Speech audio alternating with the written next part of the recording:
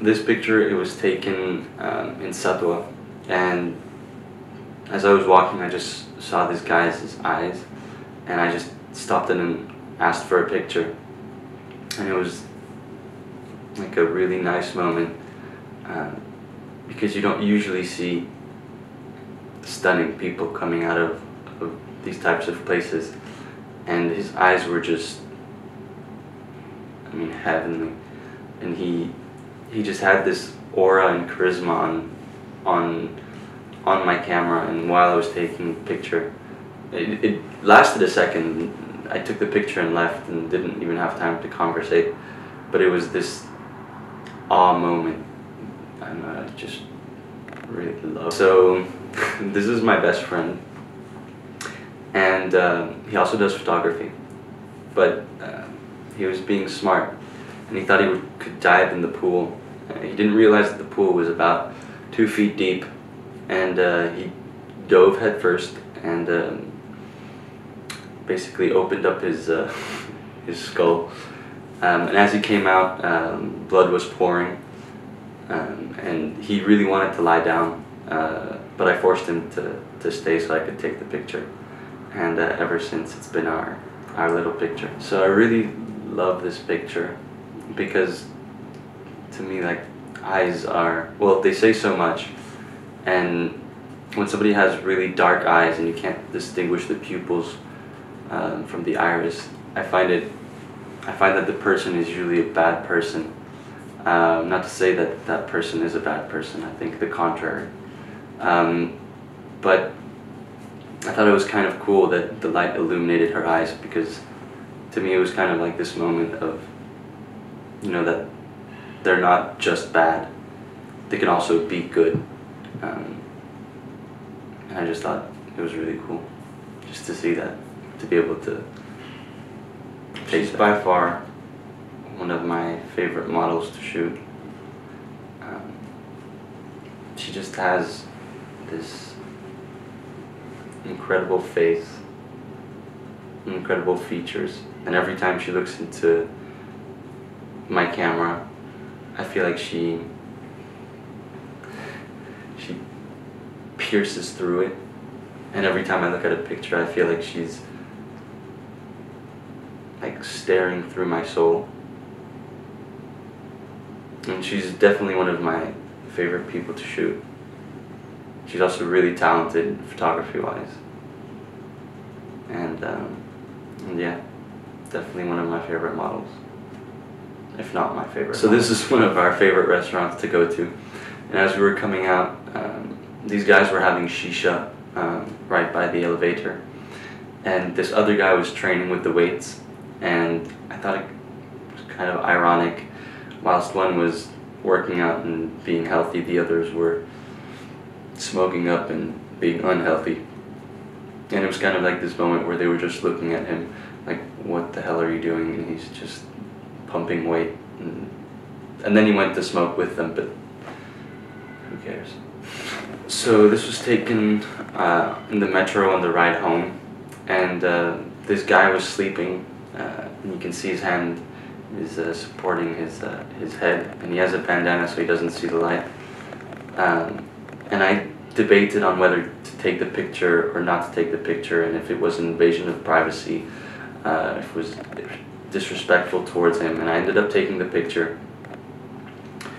And I found that this picture was really, really cool, because it's kind of like these moments you don't really expect to see, and he was just really blissful while he was sleeping, when other people around were screaming, shouting, talking about their issues, and he was just sleeping on the way home. So when we were in Amsterdam, we were looking for weed, but we didn't have our IDs and we weren't 18. So this homeless guy approached us and he said, "Oh, I have the perfect place for you guys." And he took us to this coffee shop that rejected us as well. We ended up giving him money, but on the way there, we said, "Do you like Amsterdam? Or are people nice in Amsterdam?" He said, "Yes, everybody's nice here because everybody takes drugs, so they're happy all the time." And I thought that was kind of funny and kind of saddening as well. Do you have to take a drug to be happy? So this is a self-portrait I took and I thought it was essential to take it because since I don't take pictures of myself anymore, except on social media, it's kind of like it marks a step, I suppose, or it marks a moment in my life, and I thought it was kind of cool to capture how I saw myself at that moment in time, since it wasn't one of the best moments of my life, I would say. I thought I would just mark the occasion and just maybe look at it in 5 years, 5 months, and see how much has changed on the next one. So this is one of my favorite portraits. This was taken in Paris. We were going to a shop called Citadium, and as we came out of the metro, this dandy was standing there smoking a cigarette, and I passed by and I turned back and I said, "Could I please have your picture?" And he said, "Sure, but it's my birthday, so in exchange would you please give me some money?" And I understood he was homeless. So we talked for a bit, and I took pictures, and in the end I ended up giving him 10 euros, and we kept talking, and he insisted on showing me his chest for the pictures so it could look good for the ladies. And I was out of cigarettes, so I said to my friend, "Do you have any?" And he said, "No, I forgot them at home," and he gave me 2, which I found kind of weird because he has nothing. He lives on the streets. I have more than enough money to go buy myself a pack, and here I am accepting 2 cigarettes from somebody who can't buy himself a pack, and who genuinely gave me, with all his heart, something that he probably needs more than me. Not that you need a cigarette, but I thought that was really nice. So this was also taken in Paris, and basically we had just met.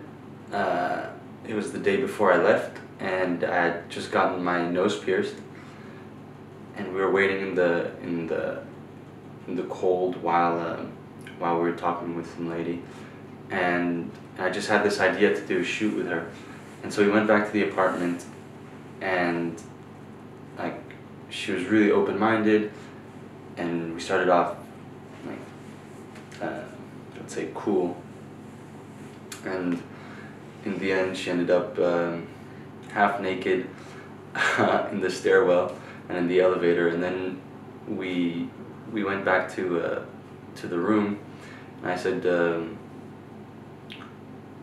"Would you mind pushing yourself?" She said, "Sure."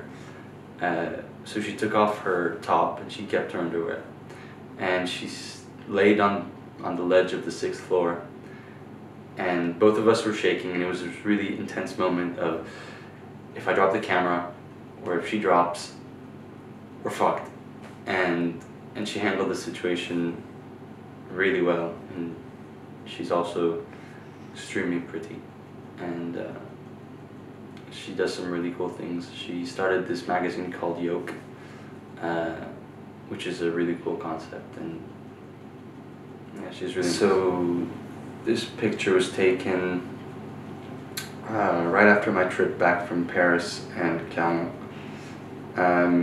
A good friend of ours had passed away, and for his funeral I took my camera, and it was such a beautiful ceremony of departure that I thought it stupid not to take pictures. But it was this moment where you also question whether you're exploiting the subject and his death, or if you're actually benefiting him.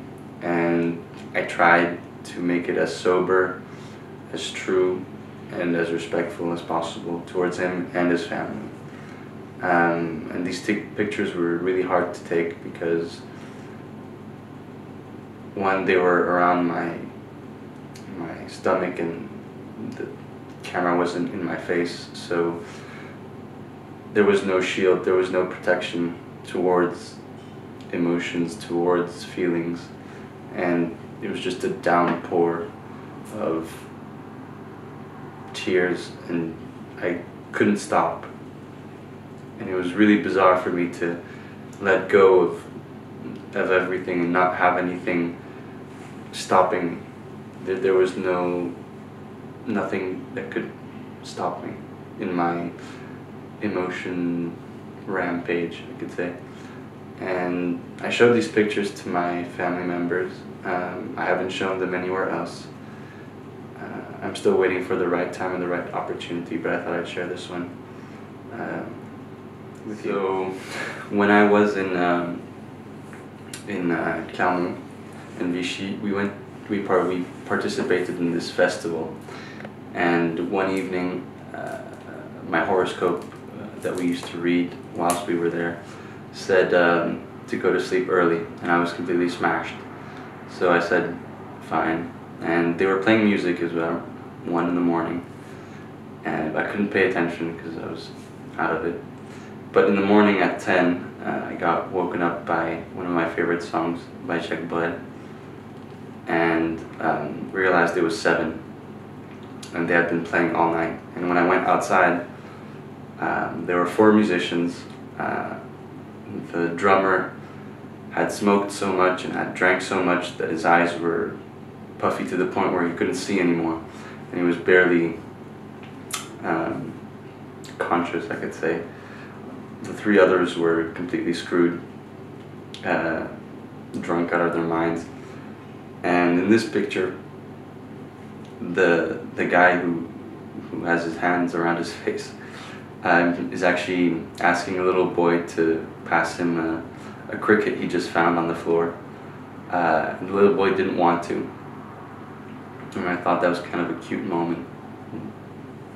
And just really, plus he's a really nice guy. So this picture was taken by one of my favorite photographers, so Peter Lindbergh. And there's something about this portrait, amongst others he's done Kate Moss, which I really love.